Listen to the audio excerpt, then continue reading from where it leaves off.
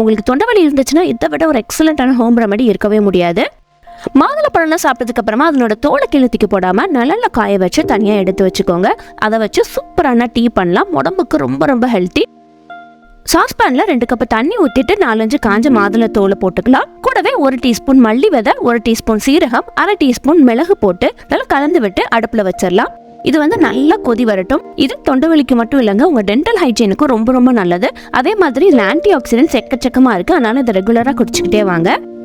ஒரு கொதி வரையும் ஸ்லோ பண்ணி ஒரு 5 நிமிஷம் நல்லா கொதிக்க விட்டுறலாம். அடுப்பு ஆஃப் பண்ணிட்டு தட்டு போட்டு மூடி 5 நிமிஷம் வச்சிடலாம். அதனோட எசன்ஸ் எல்லாமே நல்லா இறங்கட்டும். ஒரு டம்ளர்ல போட்ட டீயை வடிகட்டி இதை அப்படியே நீங்க குடிச்சிட்டு வரலாம்.